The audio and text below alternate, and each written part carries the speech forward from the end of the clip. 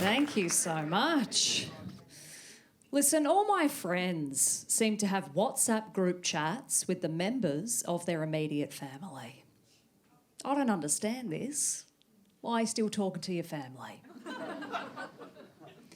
A family chat is something you have once around the dinner table when you're 8. And your parents tell you they're getting a divorce. Dad's getting a rental, Mum's going to start wearing lipstick. All right, that's the sound of people who grew up in happy homes. I have anxiety, both as a long-term mental illness and, like, right now. Have we got any anxious in? All right, that was a test and you failed.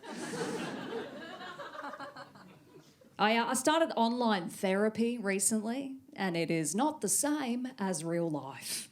It is so much easier to convince a stranger you're doing well when they can't see you've got a naked crotch full of cheesel crumbs. Not as relatable as I'd hoped. Okay. My online therapist's name is Stacey, which doesn't inspire much confidence. Stacey's not the name of a mental health professional. Stacey is goal shooter in an under-16s netball team. She's GS. I feel like we all knew a Stacey, didn't we? High pony, low ankle socks, average grades. Has the audacity to message me for free tickets to a show despite starting the rumour in year 10 that my house had a glory hole in it.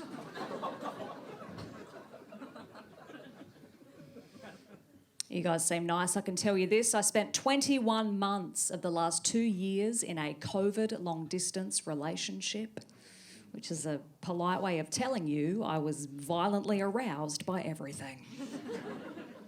Oh my God, it was the longest dry spell of my life. Well, technically the longest dry spell was with the guy I dated in 2018 because he never made me come. Thank you, good night. No. I was turned on by things you should never be turned on by. My nipples got hard at the dentist. That's a hard thing to admit to a mostly silent group of people.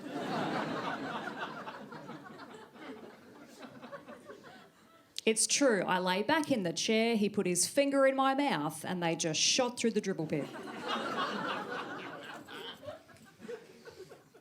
When he said spit, I swallowed.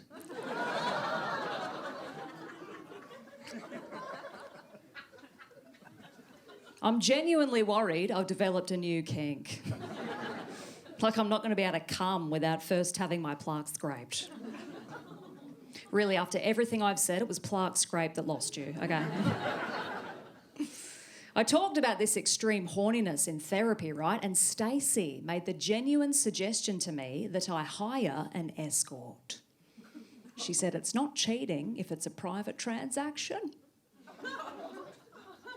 Which feels a little bit like you're not a murderer if no one finds the body.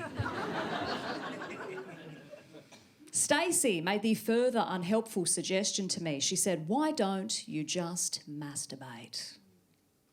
Because I've done it, Stacey. I've completed all the levels.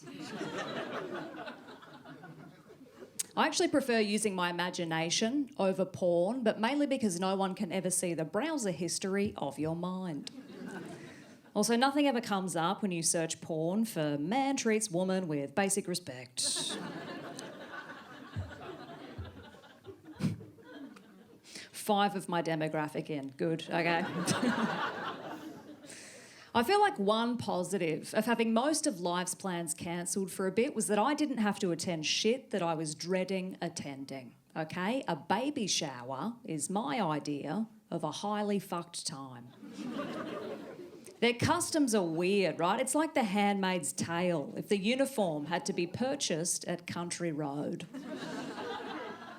Your heavily pregnant mate is swanning about, wearing a billowing sundress and braids, looking inexplicably like a deranged cult leader. The boho Earth Mother thing, isn't fooling me. I've seen this bitch in fishnets snorting MDMA off the dunny at a fetish club. All right, good to hear we've all got the same bitch in our friendship circle. I went to the baby shower of a friend of mine. She was pregnant with her 5th child. That's too many. That's too many. What the fuck is she, a babushka doll?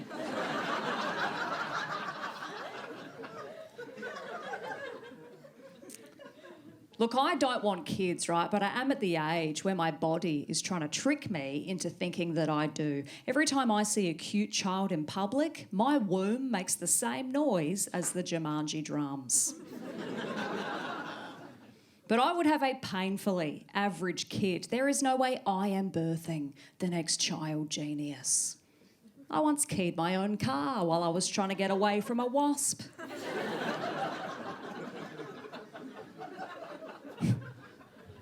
If you remember nothing else about me, let it be that. I've been lucky lately. I've done a lot of cool things. I had my first television appearance recently, which was, oh, you just got more excited than my parents. Thank you so much. But being on TV, it was a cool experience, right? But I got a lot of creepy messages afterwards from men. Because who the fuck else would it be?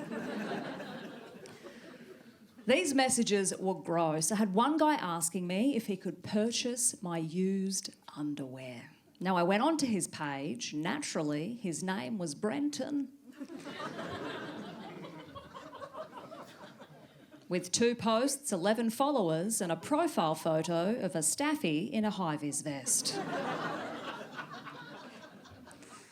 Brenton is sitting at home watching a young woman doing her job on television. He makes a note of my name, finds me on social media, and writes to me to ask if he can purchase my used underwear. I opened this message. I was like, what is your budget?